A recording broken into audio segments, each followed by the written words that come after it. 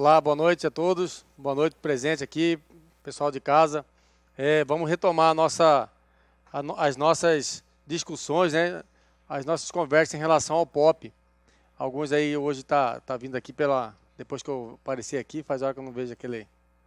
E hoje nós vamos dar início ao POP 3. Vimos que nós estávamos falando sobre o POP 1 desde da quarta-feira da semana passada. Nós vimos sobre equipamentos facultativos e equipamentos do IPI obrigatórios. Nós vimos montagem do cinto. Falamos que armamento.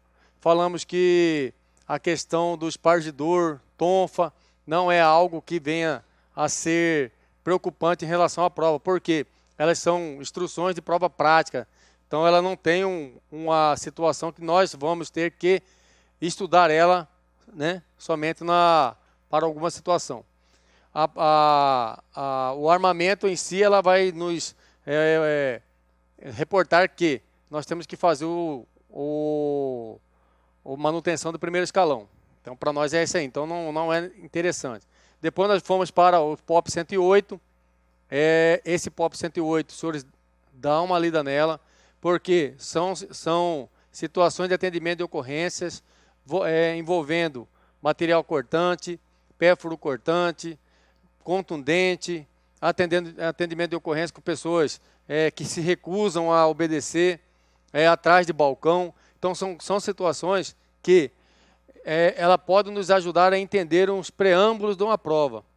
Esses preâmbulos dessas provas, elas geralmente podem vir através de histórias, né? Pequenos descrição de um boletim de ocorrência, ok? Então, dentro dessa descrição, há várias situações que podem deixar o aluno, o candidato na prova, preocupado se aquela questão é correta ou não, sendo que ele tem certeza que aquela é correta, mas se ele bater dúvida, tende a responder de forma errada. Depois ele vai botar a mão na cabeça, puxa, era aquela que eu estava querendo. Então, nós não podemos ter dúvida. Nós estamos estudando. Vai sair quando? Meu irmão, no dia que sair o edital, você não vai ter mais tempo tanto para o senhor estudar. Concurseiro, estuda antes. Concurseiro, estuda antes. É assim que funciona. Sempre se atualiza. Quando sair a situação, você já está com um passo à frente. Você já vai estudar outras situações que talvez você não tenha visto ainda. Ok? Você vai só relembrar. Mas aí depois nós vimos também POP 2, vimos todos os procedimentos do POP 2 de comandante de guarnição, motorista, as viaturas de apoio, atendimento de ocorrência envolvendo infrator da lei ou em fundado suspeito. Nós vimos também que podemos montar uma equipe com 3 policiais. E desses 3 policiais, ela vai praticamente montar uma equipe de moto, né? No POP de moto, você vai entender como funciona a questão de uma viatura quando tem 3 policiais. Então, fica fácil para o senhor visualizar. Então, não é bicho de 7 cabeças, porém, nas falas do POP 2, que tem muita fala de comandante, muita fala do segundo homem, essa é a hora que o policial confunde. Um exemplo que foi dado ontem, quando fala, polícia, desliga o veículo, desçam todos com as mãos na nuca, venha para trás do veículo. Está correto? É certa essa frase? Não vai estar, por quê? Ele fala a mão na cabeça. Aí, se o senhor não prestar atenção, o senhor vai responder aquela questão lá achando que aquela é correta. Então, não é dessa forma aí. Temos a fala de inicial, temos que informar o CIOSP quando a gente for fazer a abordagem. Isso tudo ele está dentro do contexto do POP 2.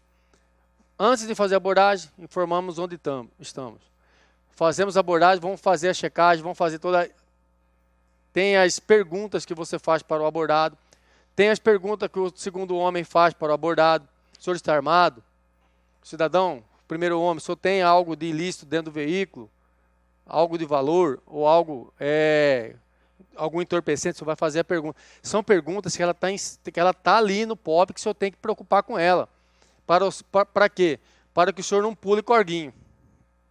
O senhor vai pensar que ela está naquele preâmbulo daquele meio, ela não está. Ela já estava, era no início essa palavra. E essa é a hora que a gente começa a fazer as confusões na hora da prova. POP parece assim, não, mas eu já sei, pô. Eu trabalho com POP, eu trabalho na rua, eu faço isso todo dia. Mas, fazendo uma coisa, você lendo ela, entendendo ela através de como que é passo a passo, você vai ver que muitas vezes nós estamos errando na nossa conduta. Então nós vamos o quê? Sempre estar fazendo essa leitura. Depois do POP 2, nós vamos para o POP 3. Disse para os senhores, o POP é ao contrário.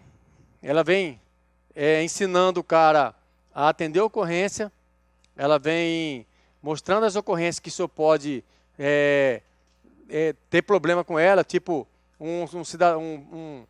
um infrator da lei partir para cima do policial e com a faca, o que o senhor faz?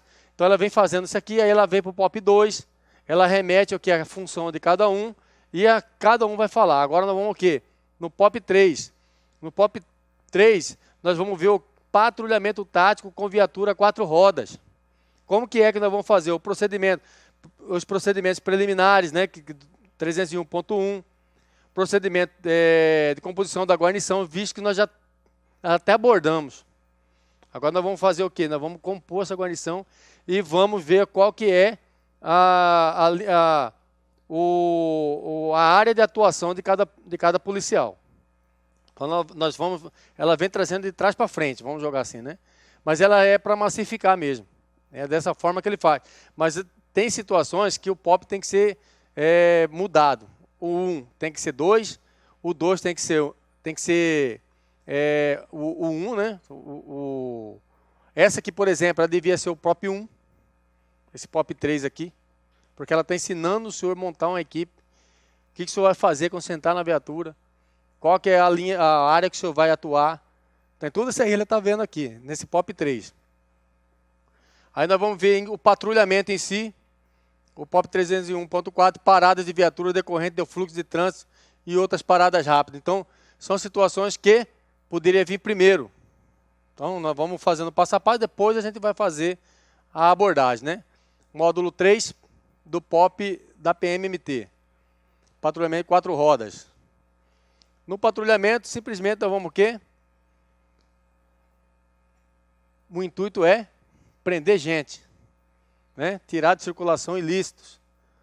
Aqui o que foi achado, eu não aqui estou fazendo propaganda só da Rotana, é que estava fácil de material. Aqui a gente colocou aqui, ok? Na sequência de ações aí, embarcar na viatura para inspeção preliminar. Inspeção preliminar da viatura. Ajustar o banco do veículo. Até isso ele também falando. Depois vem ajustar espelhos retrovisores do veículo. Verificar se o veículo está em ponto neutro da transmissão. Verificar o freio de mão se encontra travado, funcionando corretamente. Ligar o motor da viatura. São procedimentos que o policial vai fazer quando ele receber essa viatura. Continuando ainda, sequência de ações. Acionar o botão interruptor de farol na posição de baixo, conforme o manual de cada veículo, né? Onde ela liga, onde ela faz isso aí. Acionar o botão interruptor de sinais luminosos, emergência da viatura ligando as luzes vermelhas e giroflex. Para que isso aí? Nós estamos fazendo um checklist. Então, vamos ver se a viatura está em condições. Então essa é a função. Desembarcar do veículo, verificar se os faróis baixos e os sinais luminosos vermelhos e giroflex do veículo estão corretamente acesos e se não há lâmpadas queimadas ou com defeito. Embarca novamente na viatura e deslocar para o patrulhamento. Então, parece uma coisa banal, são coisas que a gente faz todo dia. Quando você vai pegar a viatura, a primeira coisa que você vai fazer são essas. Porém, nós estamos estudando, nós estamos tentando chegar a um objetivo. E para chegar a esse objetivo, parece simples, mas não é. Por quê? Porque nós temos que entender isso aqui.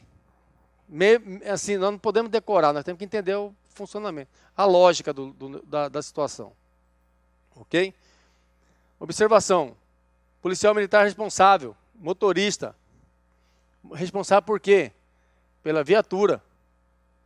É ele que vai receber a viatura, é ele que vai fazer o checklist. Se ele pegar a viatura e não fazer o checklist, e tiver uma situação que possa trazer transtorno para ele, aquele que recebeu a viatura e não prestou atenção naquilo que tinha de defeito, passa a ser ele o causador do defeito, não é isso? Porque como que ele vai provar que aquela viatura estava numa situação? Por isso que foi lançado aquele checklist. O motorista, ele vai fazer aqui no POP ele mostra, tem um checklist que você faz um desenho do veículo e lá tem os locais que né, se eu der uma volta, aqui está um amassado aqui nesse para-choque direito, amassado. Aí você leva para o cara, ó, tenente, sargento, tem um amassado aqui, assim, esse assado. Estou informando, assina aqui. Aquilo lá, senhores, vai tirar o senhor do sanhaço futuramente. Então, ela é obrigatório fazer essa checklist nela aí. E o POP manda que para o senhor patrulhar, aqueles equipamentos que nós vimos de luminosos sonoros, ela tem que estar funcionando. Ok? Ela não é facultativo. Ela é obrigatório. Comandante, está sem giroflex. Mas dá uma volta, dá para isso. Não tem condições. Os batalhões que eu entendo, que eu já vi, quando tem algo relacionado, tenta sanar o problema, não é isso? Para poder, por quê?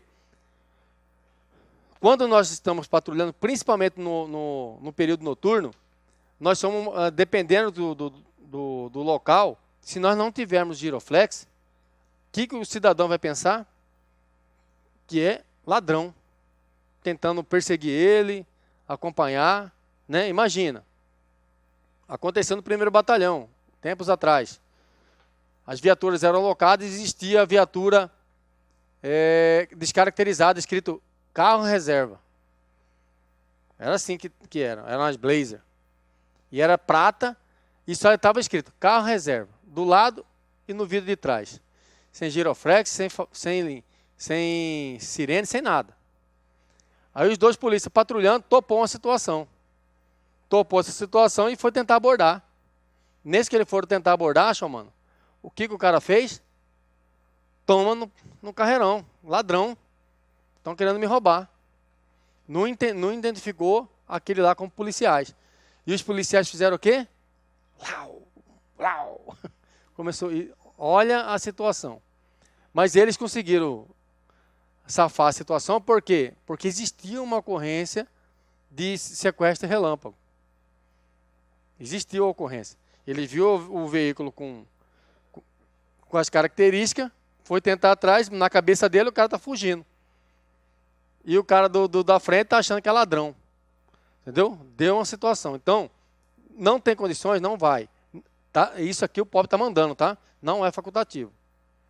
Artigo 5º do Decreto 2067, de 11 de agosto de 2009. Deverá o condutor dirigir de forma adequada dentro dos requisitos de segurança, observando rigorosamente a legislação de trânsito e devidamente habilitado, desde que observada a categoria da Carteira Nacional de Habilitação CNH, mediante assinatura, termo de responsabilidade para a condução de veículos oficiais e auxiliares. Onde eu quero chegar? Para os motoristas, hoje, não tem mais aquela ideia de que o cara tem que fazer credencial, quando tinha antes.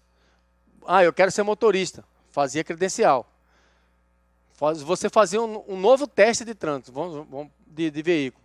E ali tinha algumas coisinhas a mais de procedimento de direção defensiva, evasiva, né? Que o senhor tinha que fazer essa situação. Hoje não.